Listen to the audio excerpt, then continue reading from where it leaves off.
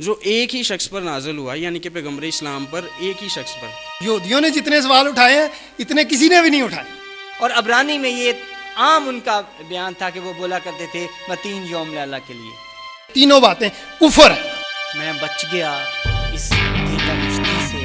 मती रसूल जो उनके शिगिर्द हैं, जो बड़े क्लोज हैं, वो कह रहे हैं कि वो 3 दिन के बाद जी उठेगा। मरकज़ 9 में लिखा वो कत्ल होने के बाद 3 दिन के बाद जी उठेगा। मरकज़ 10 में लिखा वो कत्ल करेंगे और 3 दिन के बाद जी उठेगा। तो शाम हुई तो जुम्मे वाले दिन की बात करें, जब शाम हुई तो यूसुफ ले गया दफनाने। भाई वो जुम्मे वाला दिन आप गिनो ही ना। मसीह अलैहिस्सलाम ने दुआ मांगी कि ये मौत का प्याला अगर मुझसे टल सकता है तो इसे टाल दे। तो ज़बूर 22 में जैसा कि लिखा है, मैंने आपको बताया कि हज़रत ईसा ने कहा एली एली लमा शब्बतनी, कि आए मेरे खुदा तुमने क्यों छोड़ दिया।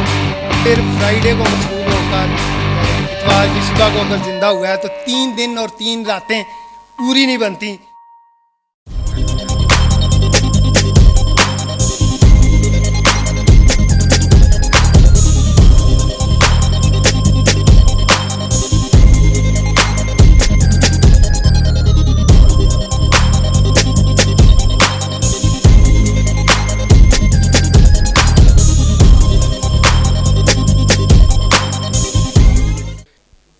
उसके हवाले से ये बताइएगा कि मसीह अलैहिस्सलाम की जो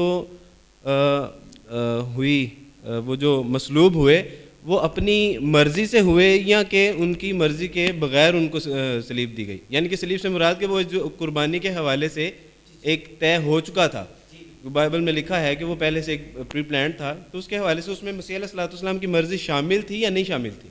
जो असल सवाल है जिसे आप करना चाह रहे हैं वो भी उठाया और उसका हवाला भी दिया कि जैसा कि लिखा है कि उन्होंने कहा कि हो सके तो ये प्याला मुझसे टल जाए, और फिर उन्होंने दुआएं भी की कि मुझे जो है उन्होंने दुआएं की कि वो मुझे जो मौत से बचा सकता है तो मौत से बचाए। कि दरअसल जो यीशु मसीह थे वो सलीबी मौत जो थी वो गवारा करना चाह रहे थे, वो किसी और जगह भी मरना नहीं चाह रहे थे, और यही उनका मिशन था और इसीलिए वो आए थे कि वो सलीबी मौत गवारा करें।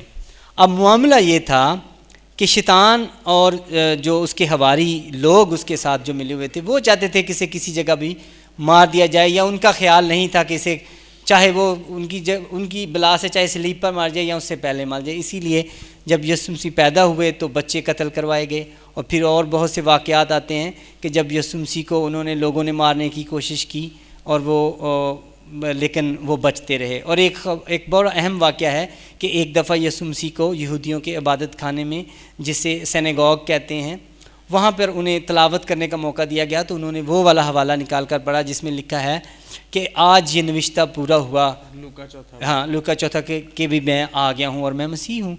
और उन्होंने कहा ये तू क्या दावा कर रहा है, और वो सारे गुस्से में आ गए। और यहूदी शिद्दत पसंद कौम हैं और बहुत शिद्दत पसंद कौम, और उन्होंने शिद्दत में आकर उन्होंने कहा अभी हम इसे मार देंगे, और उन्हें उसे पहाड़ी पर ले गए। जैसा कि वो पूरा मुल्क की पहाड़ियों पर आबाद है, तो वो उसे लिखा है कि पहाड़ की चोटी से गिरा देने लगे, लेकिन वहाँ लिखा है कि वो उनके बीच में से निकल गया और कल्ला ही सी। और ऐसे वाक़यात मिलते हैं जिसमें समझ नहीं आती कि मसीह बच कैसे गए। और फिर जब मसीह को कोड़ों का हुक्म हुआ तो उस वक़्त उन्हें जो तवारीखी हैं, बाइबल में तो इस बात को बयान नहीं किया गया बहुत डिटेल से, लेकिन तवारीखी किताब में है कि जो कोड़ों का हुक्म हुआ था वो कुछ फ़र्क थे, लेकिन जो यहूदी उलमा ने पैसे दिलवा के रूमी सिपाहियों से कोड़े लगवाए वो फ़र्क थे, और उनकी तादाद भी ज़्यादा थी, और वो जिस्म नोचने वाले थे जिससे खून और जिस्म अलहदा बोटियाँ निकल आएँ। और उस वक़्त भी यीशु मसीह की डेथ हो सकती थी, क्योंकि उन्होंने 3 दिन पीछे 2 दिन हो चले थे जब से उन्होंने पकड़ा था, कुछ नहीं खाया था। और रास्ते में जब औरतों ने उन्हें पानी पिलाने की कोशिश की तो उन्होंने पानी भी नहीं पिया, और वो निढाल थे, लेकिन फिर भी उस वक़्त उनकी जान जो थी ना निकली, हालांकि खून उनका बहुत बह गया।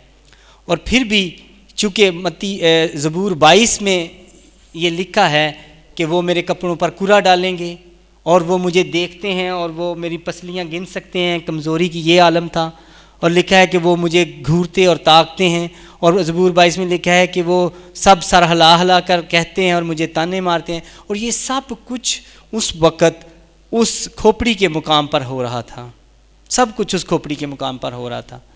और ये वो बातें थी जो पेशीन गोइयाँ थीं, जो यीशु मसीह के पेश नज़र थीं कि ये सब जो हैं वो उस सलीबी मौत पर जाकर पूरी होनी है, ताकि कल को अगर कोई यहूदी, मसीही या किसी और कौम का बंदा ये पता करना चाहे कि ये शख्स जो मसलूब हो गया ये कौन था, और वो बाइबल की पेशन गोइयों को देखे तो उसे पता चले कि ये वही शख्स था।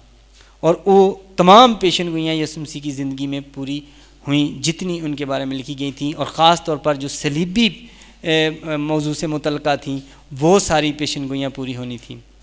लिहाजा यीशु मसीह जिस मौत की बात कर रहे थे वो यही मौत थी कि वो सलीबी मौत से पहले की मौत। इसके लिए, वरना तो वो जब यरूशलेम गए हैं तो आपको पता होगा, आपने बाइबल पढ़ी है, पतरस ने आकर कहा कि खुदा ना करे कि तेरे साथ ऐसा हो, तू तो हमारा लीडर है।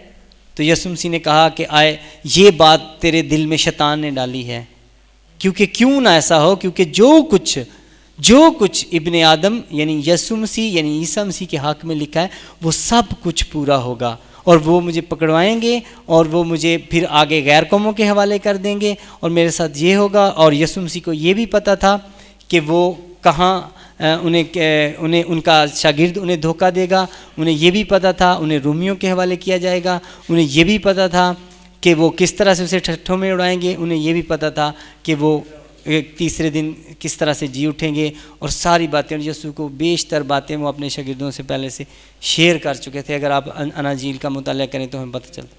अली का जो मसीह अलैहिस्सलाम ने निदा लगाई सलीब के ऊपर, मसीह अलैहिस्सलाम ने दुआ मांगी कि ये मौत का प्याला अगर मुझसे टल सकता है तो इसे टाल दे।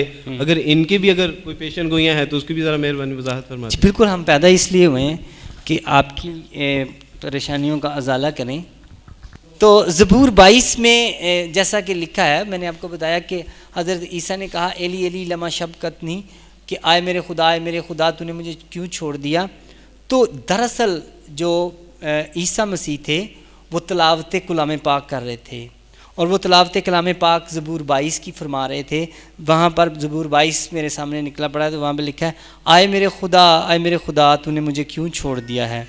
और यहूदियों के यहाँ ये रवायत थी, यहूदियों के यहाँ भाई अब्दुल वारिस ये रवायत थी कि जब वो कलाम मुक़द्दस का कोई हिस्सा तलावत करना शुरू करते थे तो वो सिर्फ शुरू करते थे और बाकी पूरी जमात पीछे वो पढ़ने लग जाती थी। और ख़ास तौर पर ये मामला ज़बूरों के साथ होता था।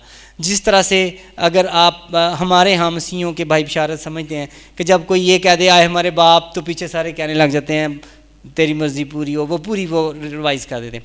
तो इसी तरह से उनके यहाँ भी रवायत थी।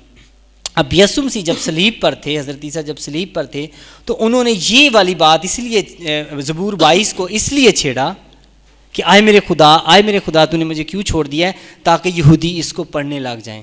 क्यों पढ़ने लग जाएं? क्योंकि जो कुछ आज इस सलीब के मुकाम पर हो रहा है वो हज़ारों साल पहले ज़बूर में हज़रत दाऊद की निस्बत लिखा जा चुका था। मैं वो पढ़ने लगा हूँ। लिखा है, मैं आदमियों में अंगुश्त नुमा और लोगों में हकीर, वो सब जो मुझे देखते हैं मेरा मुज़ाहिका उड़ाते हैं, वो मुँह चढ़ाते और सर हिला हिला कर कहते हैं अपने को खुदा के सुपुर्द कर दे, वही उसे छड़ाए, जब वो उससे खुश हो तो वही उसे छड़ाए।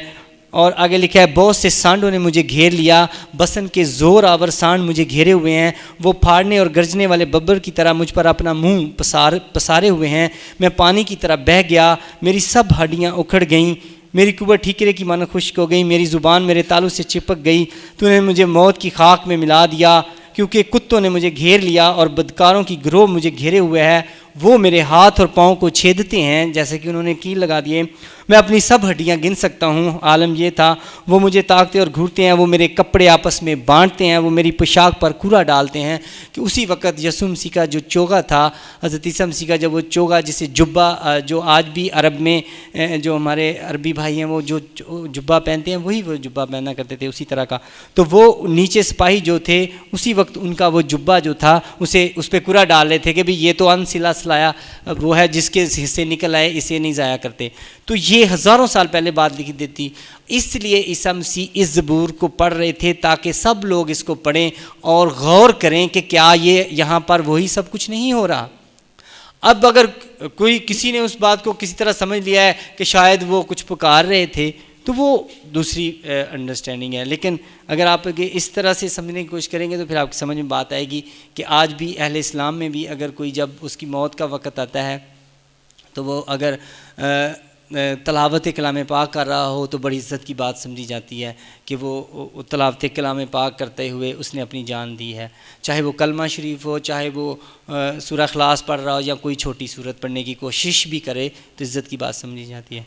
तो यसुम मसीह जो हज़रत ईसा थे उन्होंने भी बहुत समझदारी के साथ इस कलाम पाक के हिस्से को चुना था ताकि वो जान सके।